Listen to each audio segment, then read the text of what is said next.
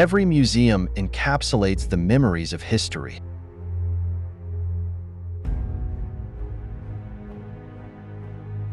Vast expanses of time and dramatic changes in world history are carefully preserved within these walls.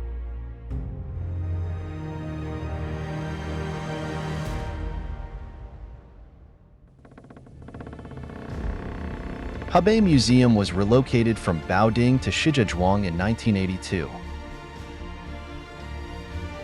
Here, stories are told.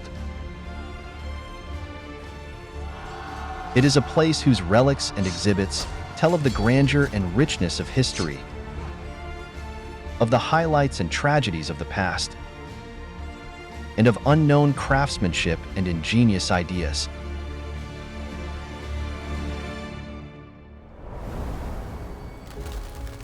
With so much to see and so little time, many overlook something at the entrance to the museum: the twin-winged divine beasts. These creatures, part bird and part beast, stand with claws gripping the ground, wings poised for flight, and mouths open in a fierce and defiant roar. Their design is simultaneously abstract, exaggerated, and dynamic. No wonder they stimulate so much curiosity. Where did they come from? And what do they mean?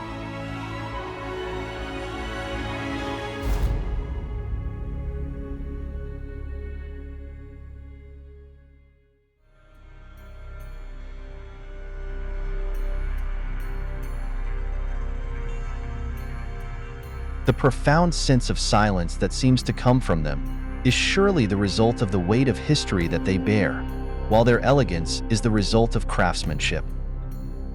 Adorned with inlaid silver, featuring cloud patterns on their bodies, feather patterns on their wings, and bird patterns on their backs, these beasts exude a unique charm under the exhibition lights.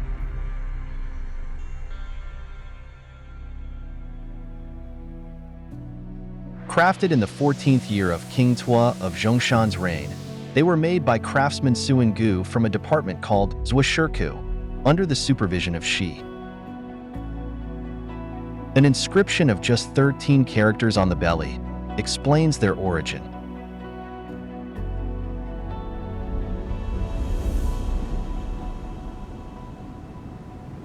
Zhongshan, an ancient state almost lost to history over 2,000 years ago, is mentioned in records of the Grand Historian. It describes the Xinyu people of the Baidi tribe migrating east along the Taihang Mountains, reaching the northwestern part of today's Tangshan County to establish the Zhongshan state around 506 BC. Twice vanquished and conquered, the Zhongshan state yet managed to rise from the ashes on 2 separate occasions.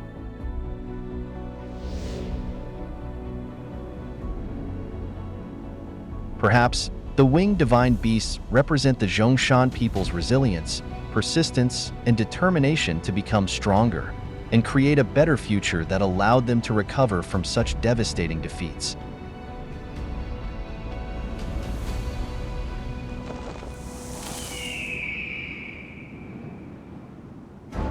In the early Warring States period, around 380 BC, Zhongshan established its capital in the ancient city of Lingshou, now located in today's Sanji Township, right between the state of Yin, an old power, and the state of Zhao, an emerging force.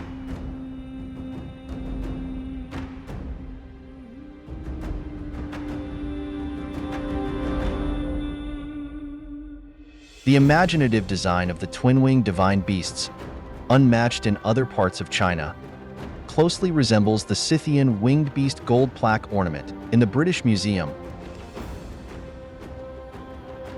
the Assyrian human-headed winged bull, and the ancient Iranian winged ibex vessel handle.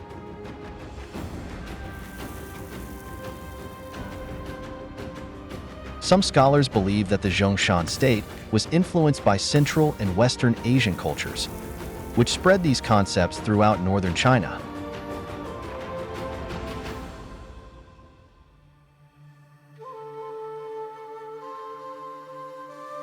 Bronze artifacts serve as crucial evidence of significant events in ancient Chinese history.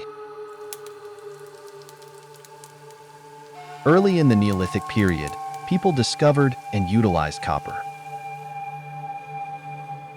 By the late Longshan culture, they began adding tin and lead to copper to adjust the hardness and toughness of objects, thus creating a new alloy. Bronze. The late Shang to early Western Zhou period saw this bronze culture reach its peak. This era, characterized by the use of bronze artifacts, is also known as the Bronze Age. The term China first appeared on the famous ritual vessel, Hezuan, from the early Western Zhou period. 3 bronze ritual vessels of King Cui of Zhongshan. The inscribed bronze square vessel, the large bronze ding with iron feet, and the inscribed bronze round vessel, known as the Zhongshan III, were discovered in the 1970s.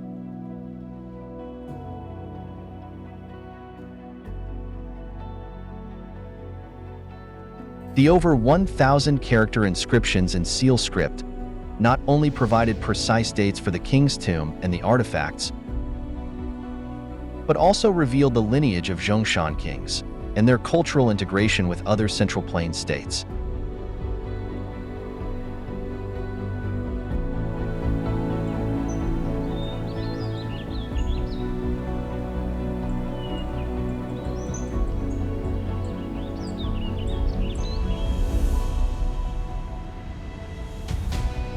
The script adopted has a unique style. The structure is well-proportioned and orderly, with strokes that balance strength and flexibility, being slender and elongated. Scholars refer to this as the Zhongshan seal script. The idea of promoting worthy and capable individuals in the inscriptions echoes the concept in the Book of Rites, which advocates for selecting virtuous and capable people and fostering harmony through trust. The Zhongshan king's proposal to reduce punishments to gain the people's support aligns with Confucian opposition to tyrannical rule. Exquisite craftsmanship and wild imagination thrived hand in hand on this land, as did both seal script and Confucianism. The land of Hebei, situated at the transition zone between agricultural and nomadic civilizations, once again stood at the forefront of multi-ethnic cultural integration.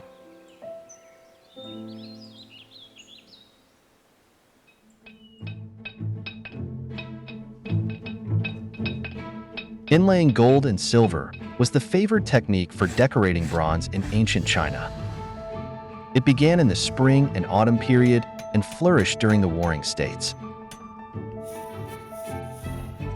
Involving embedding thin sheets or wires of gold and silver into precast shallow grooves on bronze surfaces, this laborious process was capable of creating intricate patterns and inscriptions by exploiting the contrast between the metals and bronze.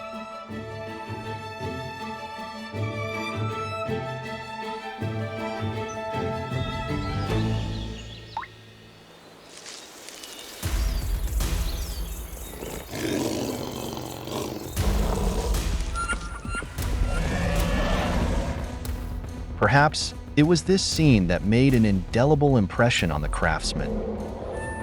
Naturally, the urge to capture and frame such dynamism, the moment a tiger pounces on a deer, was irresistible. The tiger's muscles, the tension in its legs, the curve of its waist, and its fierce expression are all vividly captured. This piece is adorned with fine gold and silver inlays, the thinnest thinner than single human hair.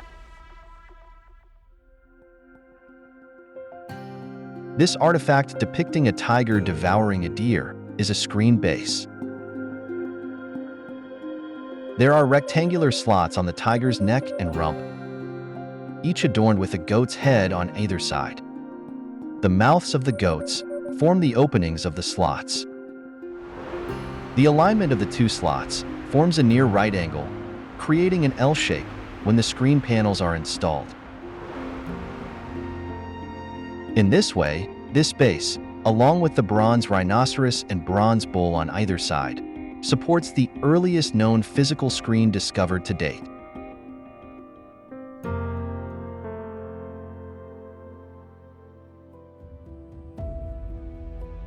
The men of Zhongshan are skilled in cunning craftsmanship, producing many beautiful objects.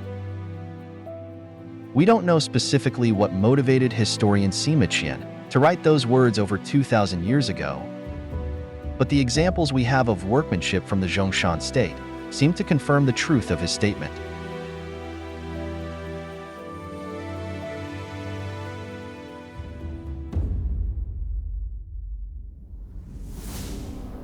The bronze square table stand, with 4 dragons and 4 phoenixes, is dignified and dynamic.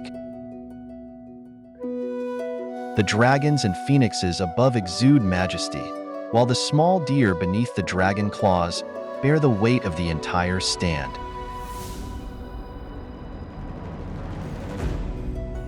The architectural plan of mausoleum layout on bronze plate reflects the level of technology at the time.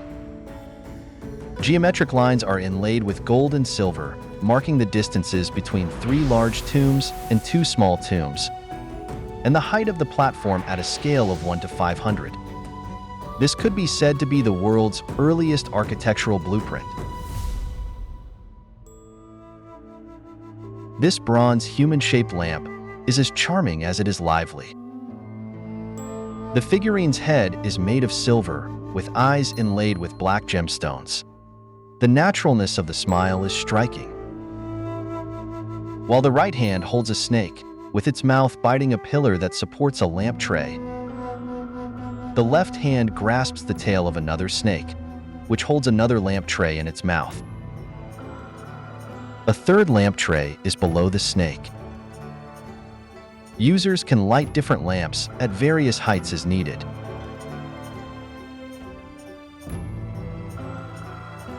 The 15-lamp stand seems to conceal wisdom in its complexity. The lampstand resembles a large tree, standing on a base adorned with openwork dragon patterns. 7 branches support 15 lamp trays. Each branch is detachable, allowing users to adjust the number of lamps as needed. The branches are decorated with dragons, birds, and monkeys. Below the tree stand 2 bare-chested figures, facing the monkeys on the tree.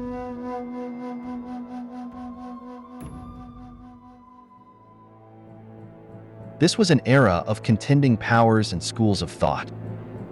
States, both large and small, strove for survival and dominance. But even as Zhongshan's bronze culture reached its dizzying heights, the world was changing. Already, neighboring states like Yin and Zhao were exploring iron technology. The Iron Age was coming.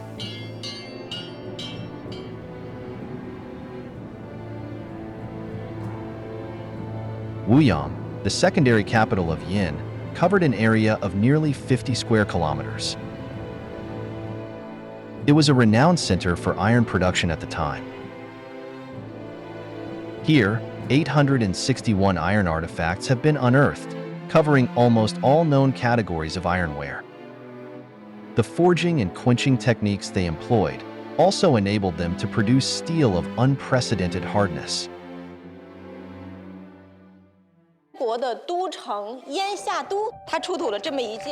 The openwork bronze door knocker with dragon and phoenix patterns is another prized artifact of the Hebei Museum.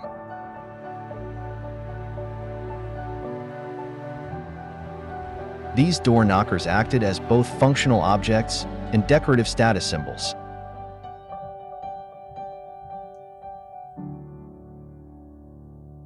This piece is the largest known of its kind in China. The base of the knocker features a Tao Tia, a mythical beast, with a phoenix standing on its forehead. The phoenix's claws grip 2 snakes, whose heads emerge on either side of its wings.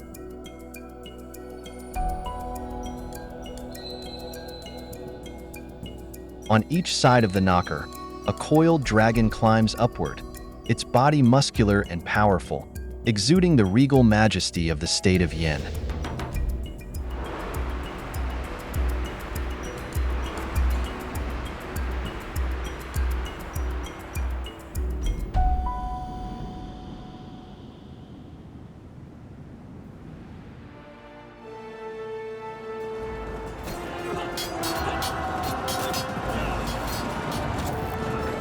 Despite the Zhongshan state's eventual downfall in 296 BC to the cavalrymen of the state of Zhao, the name Zhongshan endured, resurging with the rise of the Han dynasty.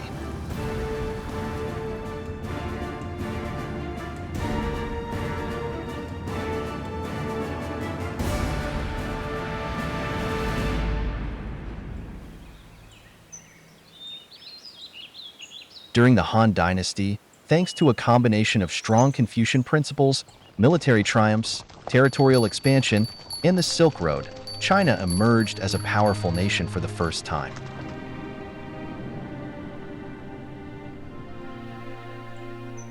During the Han dynasty, the Zhongshan state was centered in present-day Dingzhou. Situated on the fertile alluvial plains between the eastern foothills of the Taihang Mountains and the northwestern bank of the ancient Yellow River, this region was economically prosperous and densely populated with cities.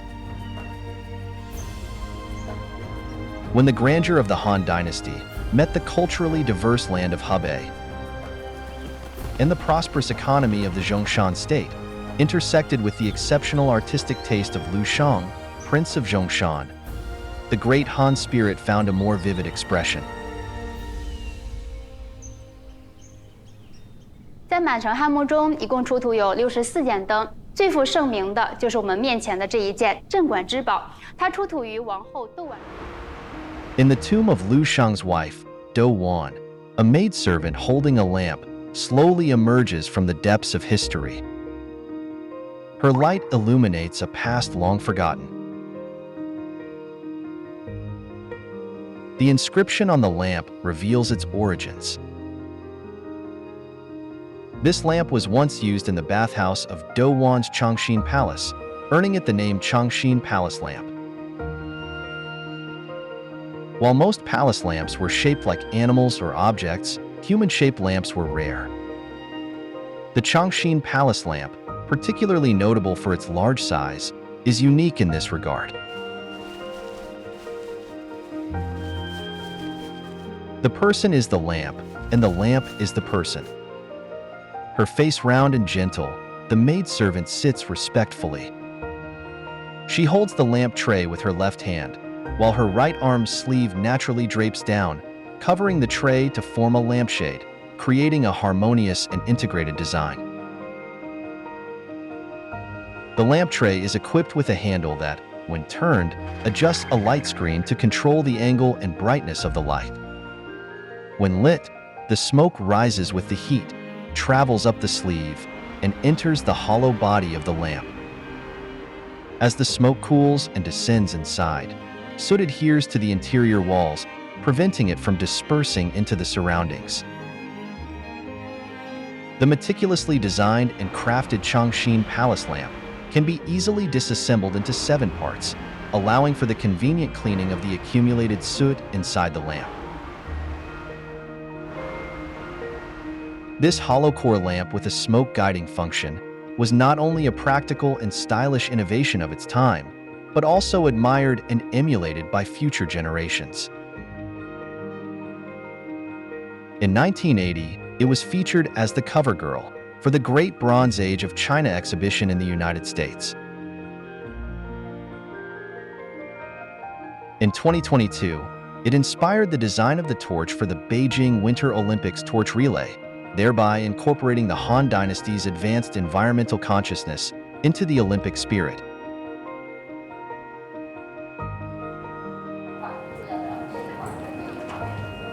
With everyday items imbued with exquisite creativity, daily life was given a touch of glamour and charm.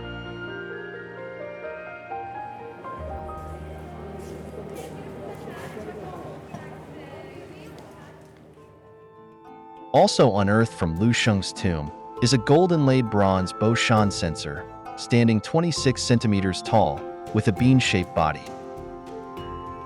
The censer comprises three parts: the base, the bowl, and the lid.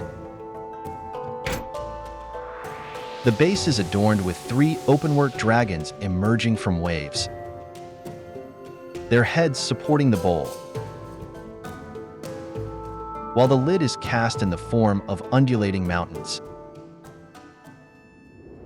It is on the lid that the creator truly showcased their creativity.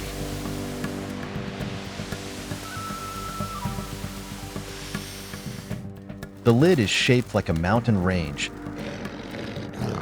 with hunters carrying bows and tigers, leopards, and boars moving stealthily among the trees. Meanwhile, high above, monkeys observe the scene.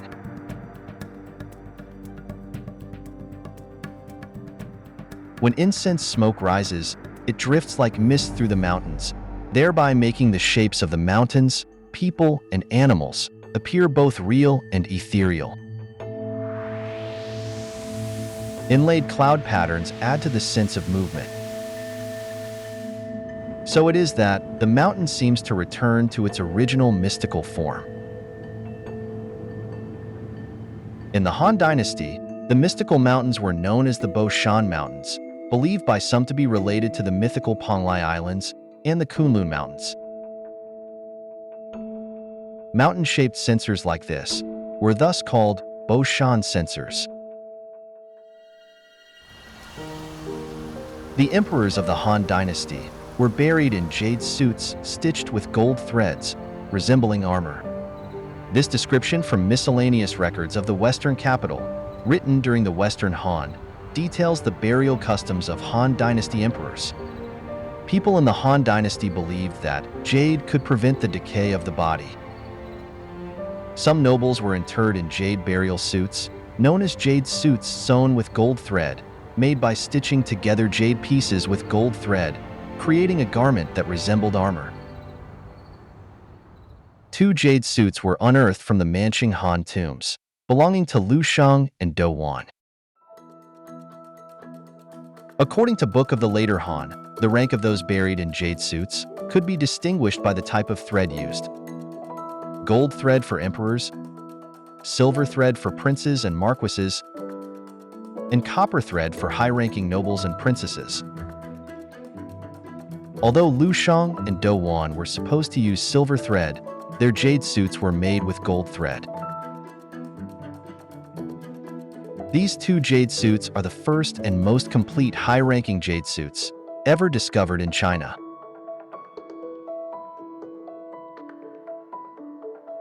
Lu Sheng's jade suit consists of 2,498 jade pieces and 1.1 kilograms of gold thread. The smallest jade pieces used in the gloves are the size of a fingernail.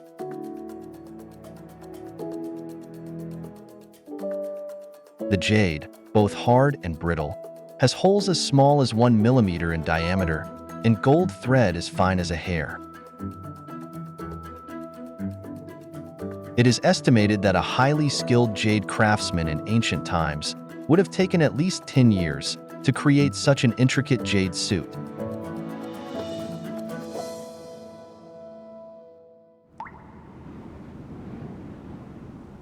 Jade, a substance that carries a great deal of significance in Chinese culture, is the subject of a widely known story in Hebei. During the Warring States period, the renowned Zhao statesman Lin Xiangru bravely confronted the king of Qin, retrieving Bianhu's jade and returning it intact to Handan, thus giving rise to the famous phrase, "returning the jade to Zhao." Although the jade in the story has been lost to history, another piece unearthed from Lu Sheng's tomb offers a glimpse into the mystique of this precious material.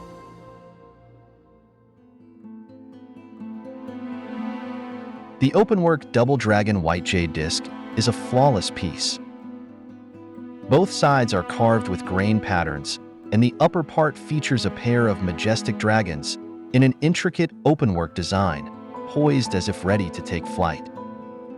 At the top of the dragon heads, flowing cloud patterns are skillfully carved, with a small round hole in the center, adding to the dynamic appearance. Historically, Hebei did not produce jade. Research indicates that these jade materials came from Xiuyin in Liaoning, one of the main jade-producing areas during the Han Dynasty.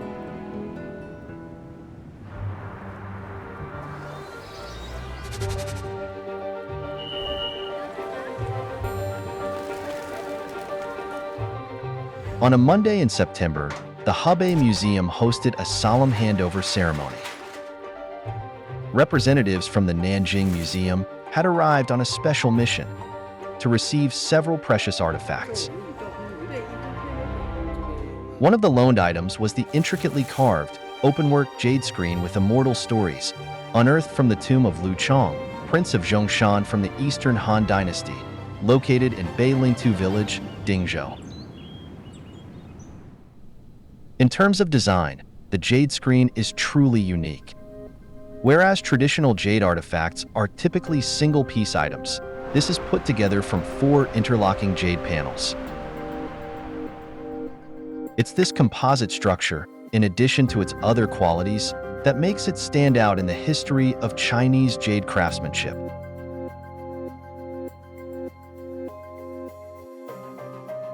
But it's not just the design. The patterns carved into the screen are also highly distinctive. The side supports feature pierced carvings of the azure dragon and white tiger. The central upper panel prominently displays the Queen Mother of the West, surrounded by a vermilion bird, a 3-legged crow, a 9-tailed fox, and a jade rabbit. Meanwhile, the lower panel depicts the King Father of the East, accompanied by celestial beings, a bear, and black tortoises. It's also the earliest example we have of Taoist mythological figures being depicted on jade, a fact that only adds to the screen's uniqueness and cultural significance. In Dingzhou Museum, there's also the largest and most complete jade disc ever found in China. This artifact from the Eastern Han Dynasty was also unearthed from the tomb of Lu Chong. Carved from a single piece of green jade from Hotan, Xinjiang, the jade disc features an openwork design, with 2 dragons facing each other at the top. Their mouths, eyes, noses, and ears are delicately outlined with incised lines, and the 2 creatures together hold a ring in their mouths.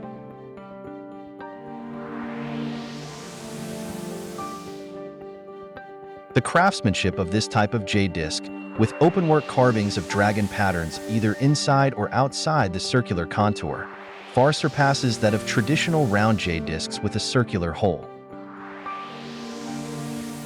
It incorporates techniques such as openwork, relief, and line carving, representing the very apex of achievement in terms of jade design and carving.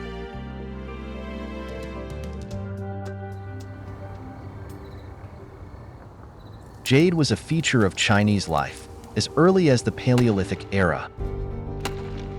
During the Xia and Shang dynasties, jade weapons gradually became ritual objects, symbolizing royal power and ritualistic systems. From the Western Zhou period onwards, jade became associated with personal virtues, representing qualities such as benevolence, wisdom, courage, and loyalty. The phrase jade soul and national spirit shows just how highly jade was valued. In November 2023, the Nanjing Museum hosted an Epic of Chinese Jade for 10,000 Years exhibition.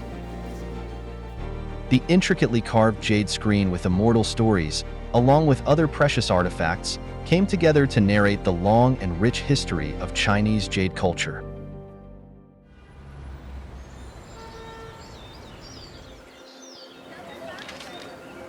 In later centuries, Dingzhou gained worldwide fame for another craft, Ding porcelain. In 1969, 170 pieces of white porcelain were unearthed from the pagoda foundations of Jingji Temple and Jingzhong Monastery in Dingzhou. These artifacts, clearly datable to the early Northern Song dynasty, confirmed that the Ding kilns enjoyed the status of one of the 5 great kilns of the Song dynasty. One notable piece is the white glazed dragon head bottle with flower patterns. Towering at 60.9 centimeters, it's literally a standout among Ding porcelain items, which are usually much smaller. Known as the King of Ding porcelain, it is the largest surviving example of its kind.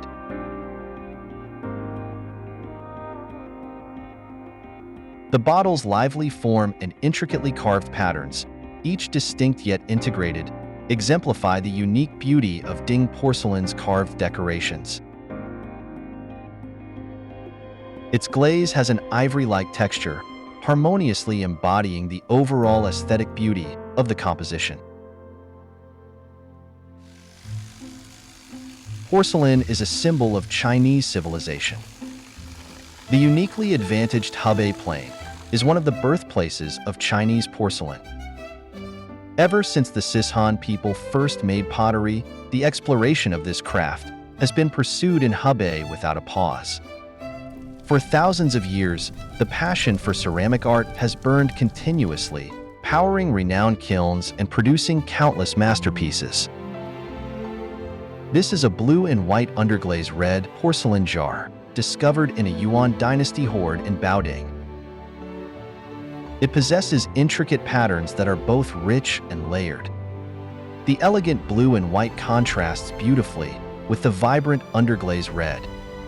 It's considered one of the most complete and exquisite examples of blue and white underglaze red porcelain in China, indeed anywhere in the world.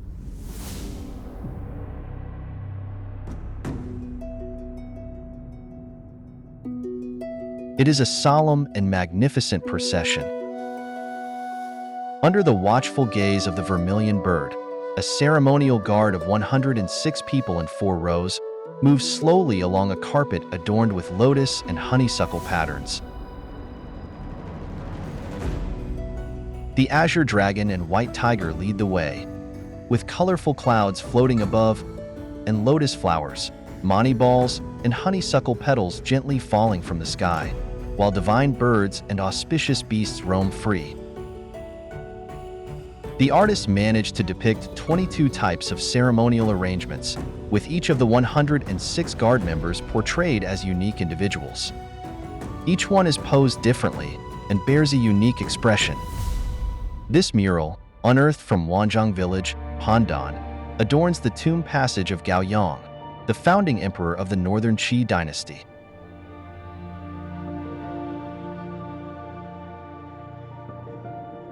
It vividly records the societal trends of ethnic integration during the Wei, Jin, and Northern and Southern dynasties.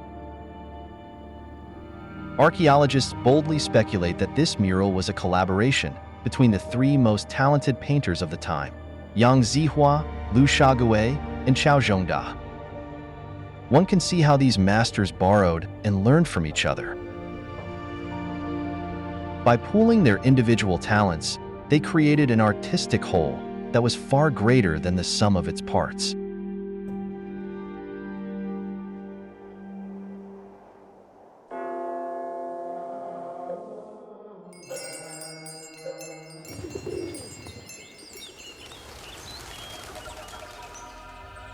Longxing Temple in Jiangding is a royal monastery with a history spanning over 1,400 years. Within its grounds stands a stone tablet. The inscription on it, with over 1,500 characters, has been hailed by calligraphy scholars both domestic and international as a masterpiece that bridges the past and the present.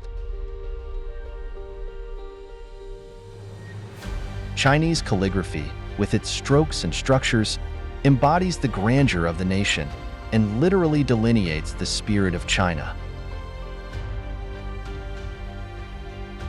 Throughout its millennia-long cultural development, 5 styles of calligraphy have been universally recognized: seal script, clerical script, cursive script, regular script, and running script.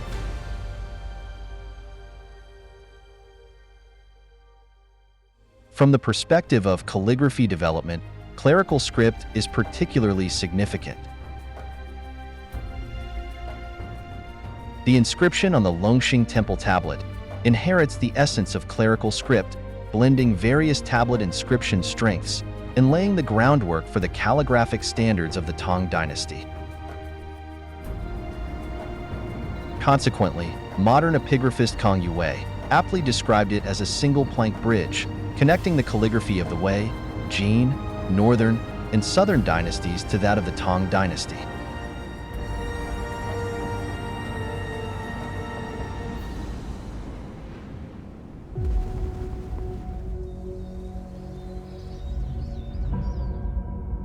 The Daming County Stone Carving Museum in Handan also houses a towering tablet unearthed from a Tang Dynasty tomb. This tablet stands out for a number of reasons: its grandeur, the exquisiteness of its carvings, and the extensiveness of its inscription. It's the most significant epitaph from the Tang Dynasty. The 3,800-character inscription, written in regular script, vividly recounts the life of an ordinary man, Her Hong Jing.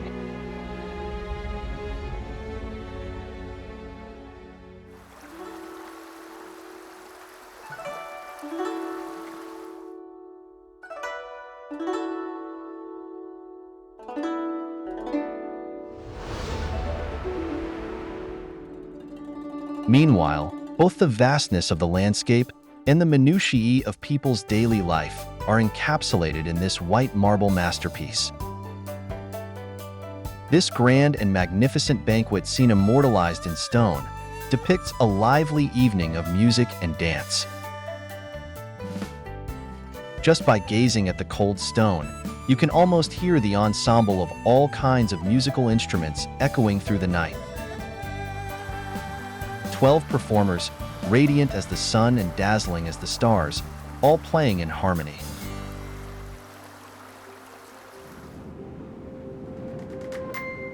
The Tang Dynasty at its peak was a time of vibrant and exuberant spirit, as beautiful as the rising sun. Ever since, people have pondered the splendor and brilliance of that poetic era. This colorful painted relief offers us a rare chance to get a glimpse of that magnificent era. Unearthed in 1995 from the tomb of Wang Chuji in Zuyang County, it dates back to the chaotic 5 dynasties and 10 kingdoms period, during which Wang Chuji ruled much of Hebei. The relief likely depicts a musical and dance scene that he experienced in his lifetime. In that sense, the piece expresses a longing for a past whose lingering charm still infuses the present. Hebei, a land nourished by mountains and rivers, has been a cradle of human life for millions of years. Needless to say, the course of history has never been entirely smooth, with countless ups and downs along the way. And life, in all its variety, all its changing fortunes, all its grandeur and poignancy, is captured in the artifacts on display in the museums. With 1.4 million movable cultural relics, including 9,213 first-class items, Hebei boasts a rich heritage. Tremendous vitality and creativity are embedded in these artifacts. They themselves stand silent witness to unending passion of this land, wordlessly yet eloquently telling its story.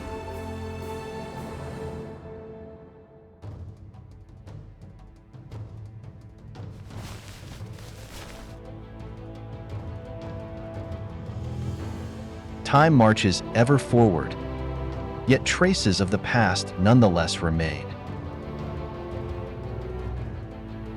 Every time we look back at history, seeking to understand who we are, where we come from, and where we are going, these preserved memories and unending sources of life come to the fore.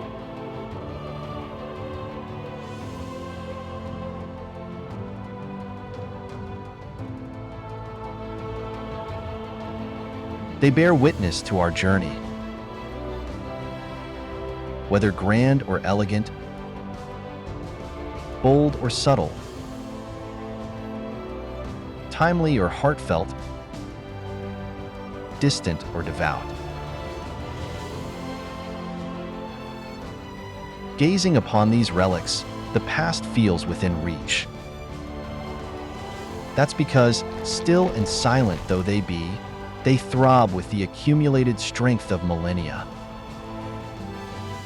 What's more, thanks to their enduring light, we are able to see the way ahead, our way into the future.